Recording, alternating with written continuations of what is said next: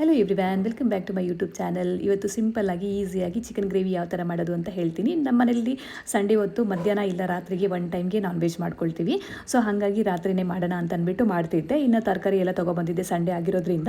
So ಇದನ್ನೆಲ್ಲ ಬಿಡಿಸಿ ಸ್ವಲ್ಪ ಅವರೆಕಾಯಿ ಎಲ್ಲ ತಂದಿದ್ನಲ್ವಾ, ಸೊ ಇವಾಗ ಸೀಸನ್ ಆಗಿರೋದ್ರಿಂದ ಅದನ್ನೆಲ್ಲ ಬಿಡಿಸಿ ಎತ್ತಿಕ್ಬಿಟ್ಟು ಇನ್ನು ಚಿಕನ್ ಮಾಡೋಣ ಅಂತ ಅಂದ್ಬಿಟ್ಟು ಮಾಡ್ತಾಯಿದ್ದೆ. ಸೊ ಇನ್ನು ಒಂದು ಪ್ಯಾನ್ ಇಟ್ಕೊಬಿಟ್ಟು ಪ್ಯಾನ್ಗೆ ಒಂದು ಸ್ವಲ್ಪ ಒಂದು 2 ಸ್ಪೂನ್ ಎಣ್ಣೆ ಹಾಕಿ ಸ್ವಲ್ಪ ಕರಿಬೇವು ಹಾಕ್ಬಿಟ್ಟು ಚಿಕನ್ನ ಏನು ತಂದಿದ್ದೆ ಅದನ್ನು ತೊಳೆದ್ಬಿಟ್ಟು ಸೊ ಇದನ್ನು ಫ್ರೈ ಮಾಡೋಕ್ಕೆ ಒಂದು ಸೈಡಲ್ಲಿ ಇಟ್ಕೊಂಡಿದ್ದೀನಿ.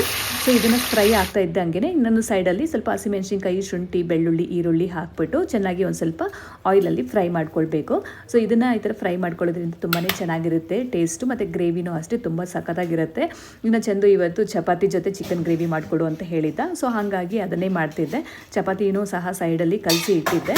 ಸೊ ಚಪಾತಿಗೂ ಸಹ ರೆಡಿ ಮಾಡ್ಕೊಳ್ಳೋಣ ಅಂತ ಅಂದ್ಬಿಟ್ಟು ಸೊ ಗ್ರೇವಿಗೆ ಮಾಡಿ ಇಟ್ಬಿಟ್ರೆ ಸೊ ಚಪಾತಿನ ಬಿಸಿ ಬಿಸಿ ಮಾಡಿ ಹಾಕ್ಕೊಡ್ಬೋದು ಅಂತ ಅಂದ್ಬಿಟ್ಟು ರೆಡಿ ಮಾಡ್ಕೊಳ್ತಾ ಇದ್ದೆ. ಇನ್ನು ಈ ಪ್ಯಾನ್ ಇಟ್ಕೊಂಡಿದ್ನಲ್ಲ, ಸೊ ಇದಕ್ಕೆ ಈರುಳ್ಳಿ, ಬೆಳ್ಳುಳ್ಳಿ ಎಲ್ಲ ಮಸಾಲ ಎಲ್ಲ ತೋರಿಸಿದ್ದೆ. ಶುಂಠಿ, ಬೆಳ್ಳುಳ್ಳಿ, ಈರುಳ್ಳಿ, ಹಸಿಮೆಣಸಿನ್ಕಾಯಿ, ಸೊ ಅದನ್ನ ಅಷ್ಟು ಹಾಕ್ಬಿಟ್ಟು ಸ್ವಲ್ಪ ಫ್ರೈ ಮಾಡ್ಕೊಳ್ಬೇಕು ಚೆನ್ನಾಗಿ.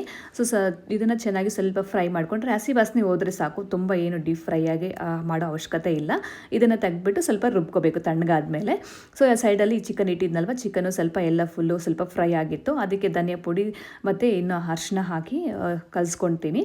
ಸೊ ಏಕೆಂದರೆ ನಾನಿಲ್ಲಿ ಧನಿಯಾ ಪುಡಿಗೆ ಚಕ್ಕೆ ಲವಂಗ ಎಲ್ಲನೂ ಆಲ್ರೆಡಿ ಸ್ವಲ್ಪ ಜಾಸ್ತಿನೇ ಹಾಕಿದ್ದೀನಿ.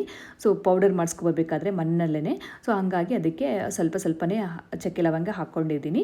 ಸೊ ಇನ್ನು ಇಲ್ಲಿ ಜಾರಲ್ಲಿ ಹಾಕ್ಬಿಟ್ಟು ಇದನ್ನು ತಣ್ಣಗಾಗಿರುತ್ತಲ್ಲ ಏನು ಫ್ರೈ ಮಾಡಿ ಇಟ್ಕೊಂಡಿದ್ವಿ, ಅದಕ್ಕೆ ಒಂದು ಸ್ವಲ್ಪ ಕೊತ್ತಂಬರಿ ಸೊಪ್ಪು ಹಾಕ್ಕೊಂಡು ಸ್ವಲ್ಪ ಗ್ರೈಂಡ್ ಮಾಡಿಕೊಂಡು ಅದು ಏನು ಚಿಕನ್ ಎಲ್ಲನೂ ಬೇಯಿಸ್ತಾ ಇದ್ದೀವಲ್ವ, ಸೊ ಆ ಚಿಕನ್ಗೆ ಆ ಮಸಾಲಾನ ಹಾಕ್ಬಿಟ್ಟು ಸೊ ಇನ್ನು ಕಲಿಸ್ಬಿಟ್ಟು ಸ್ವಲ್ಪ ರುಚಿಗೆ ತಕ್ಕಷ್ಟು ಉಪ್ಪು ಹಾಕ್ಬಿಟ್ಟು ಒಂದು ಸ್ವಲ್ಪ ಚಿಕನ್ ಒಂದು ಸ್ವಲ್ಪ ಬೇಯೋವರೆಗೂ ಕುದಿಸ್ಕೊಂಡ್ರೆ ಸಾಕು. ಚಿಕನ್ ಗ್ರೇವಿ ರೆಡಿ ಆಗಿಬಿಡುತ್ತೆ. ಇಷ್ಟೇ, ತುಂಬಾ ಸಿಂಪಲ್ಲು, ಈಸಿ, ಮತ್ತು ಟೇಸ್ಟ್ ಮತ್ತು ತುಂಬ ಸಖತ್ತಾಗಿರುತ್ತೆ. ಚಪಾತಿ ಜೊತೆ, ಅನ್ನದ ಜೊತೆ, ಮುದ್ದೆ ಜೊತೆ ಎಲ್ಲನೂ ಸಹ ತಿನ್ನಲಿಕ್ಕೆ.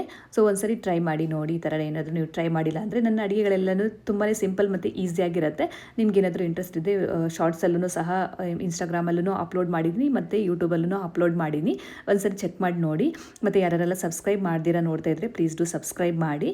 ಸೊ ನನ್ನಂತೂ ಯಾರೆಲ್ಲ ಸಬ್ಸ್ಕ್ರೈಬ್ ಮಾಡಿದರೆ ಅವರಿಗೆಲ್ಲ ತುಂಬಾ ಥ್ಯಾಂಕ್ಸ್.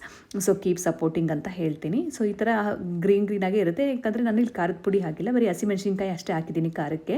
ಸೊ ಹಾಗಾಗಿ ಗ್ರೀನಾಗೇ ಇರುತ್ತೆ. ಕಲರು ಅಷ್ಟೇ ಕಲರ್ಫುಲ್ ಆಗಿ ಚೆನ್ನಾಗಿರುತ್ತೆ, ಮತ್ತು ಟೇಸ್ಟೂ ಅಷ್ಟೇ ತುಂಬ ಸಖತ್ತಾಗಿರುತ್ತೆ.